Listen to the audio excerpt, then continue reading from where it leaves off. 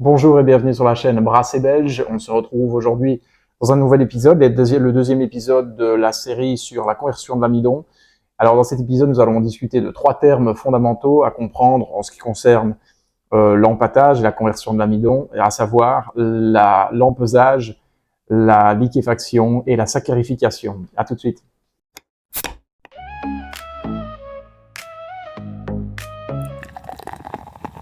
Alors pendant l'empâtage, pendant qu'on va mélanger notre orge, le malt d'orge ou n'importe quel malt avec l'eau chaude, il y a une raison pour laquelle on va suivre différentes températures et surtout une température minimale.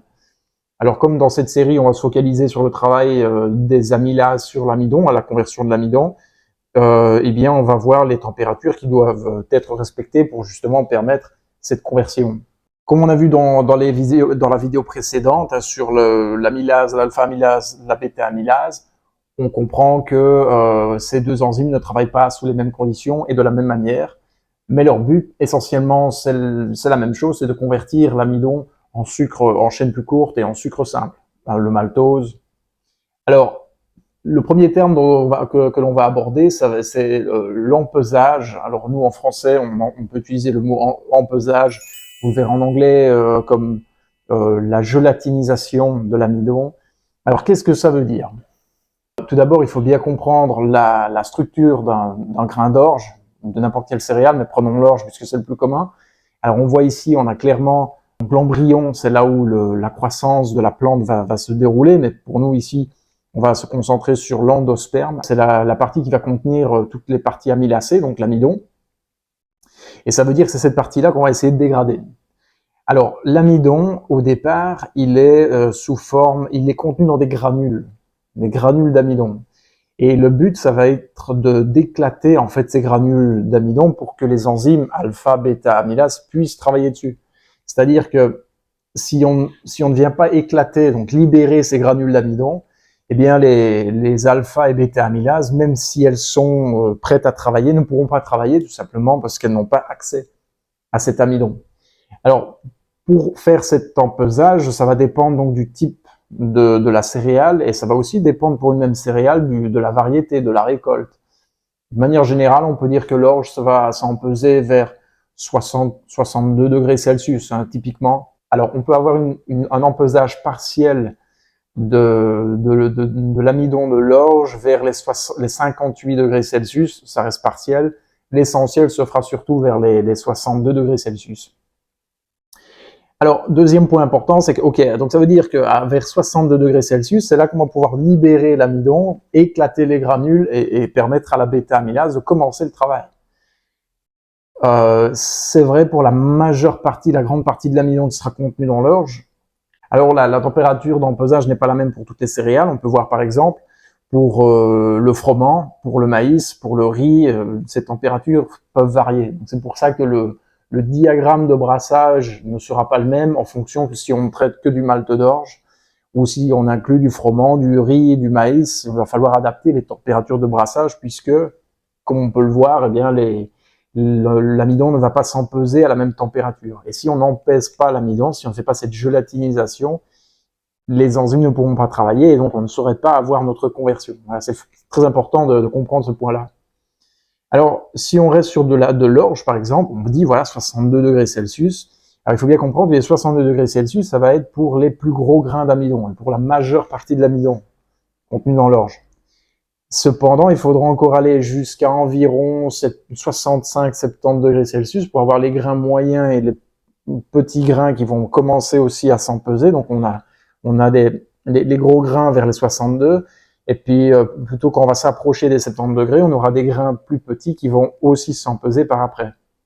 Et les grains les plus petits, vraiment les tout derniers qui vont rester, il faudra aller jusqu'à des 70, au-dessus des 70 degrés Celsius, parfois 74-76 degrés Celsius, pour vraiment finir l'empesage de ces plus petits grains.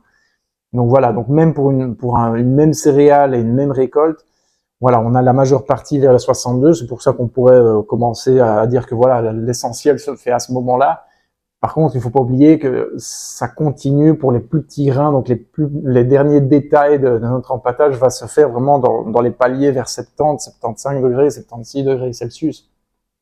Alors ici, on peut comprendre l'intérêt d'un empâtage par palier, typiquement belge. Une infusion unique, on parlera ça dans une autre vidéo, mais on peut comprendre qu'une infusion unique, c'est très facile. C'est vrai que l'essentiel du travail est fini.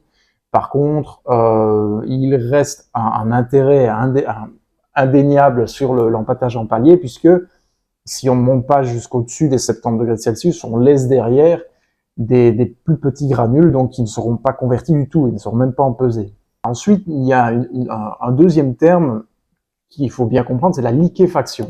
Liquéfaction, saccharification, c'est là qu'il y a beaucoup de brasseurs, même professionnels parfois, qui vont mélanger les deux.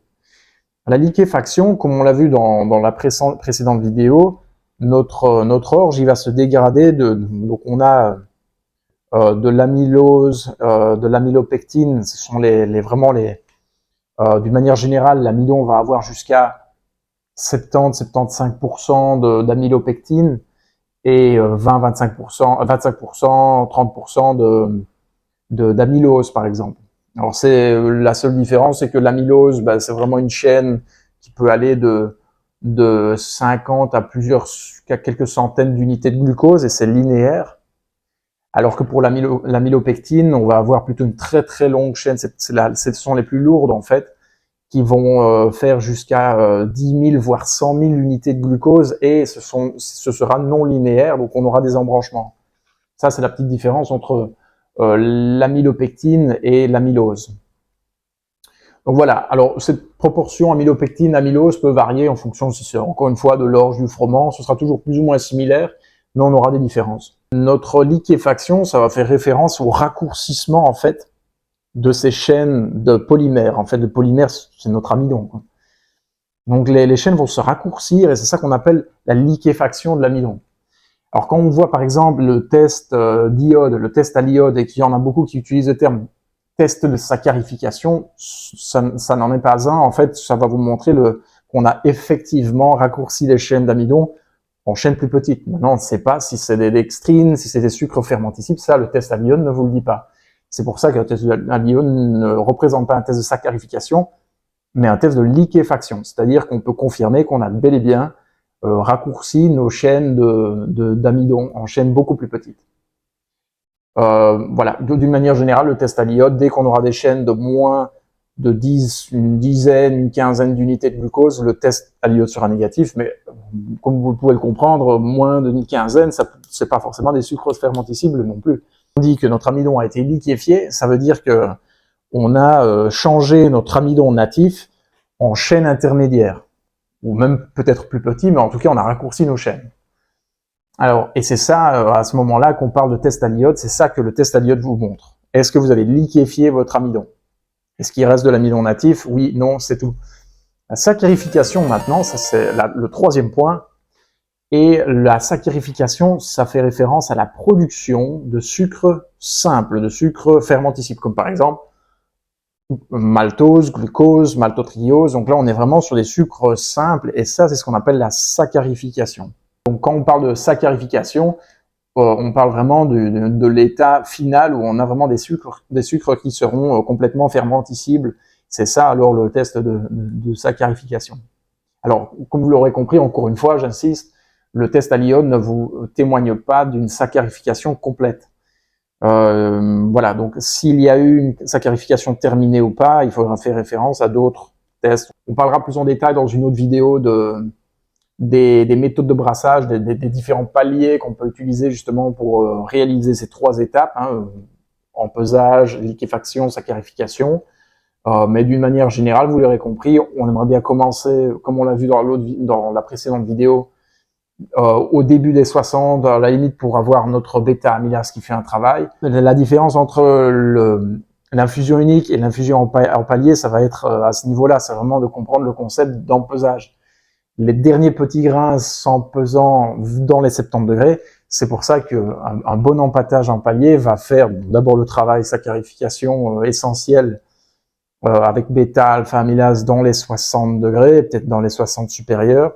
Et puis on va quand même faire un petit palier au-dessus des 70 degrés pour aller vraiment fignoler les derniers granules, les plus petits granules, et laisser l'alpha amylase terminer la conversion. Voilà, pour en revenir sur d'autres céréales qui ont une température d'empesage assez élevés, comme par exemple le riz, le maïs, ben vous aurez compris que vous ne pourrez pas simplement faire votre palier d'empâtage dans les 60 degrés comme avec votre orge et puis mélanger du maïs directement, maïs cru évidemment, maïs cru, du riz cru. L'amidon ne va pas s'empeser, donc il ne pourra pas être converti par les enzymes. Et c'est pour ça que différentes céréales, comprendre ce concept d'empesage vous permettra de comprendre comment vous devez traiter au niveau des températures, des paliers de température, ces céréales. Alors, dans le cas des céréales maïs, riz, on va soit aller avec des flocons qui ont déjà été empesés. C'est la différence entre le cru et les flocons. Les flocons ont déjà été à la vapeur, donc ils sont déjà empesés. Le cru, il faudra faire un brassin séparé pour le cuire et le réintégrer après. À l'exception du froment, parce que le froment a une température d'empesage très très proche, quasiment identique à celle de l'orge, donc on pourrait faire amener du froment cru directement dans notre cuve à condition qu'on soit déjà au-dessus des 60 degrés.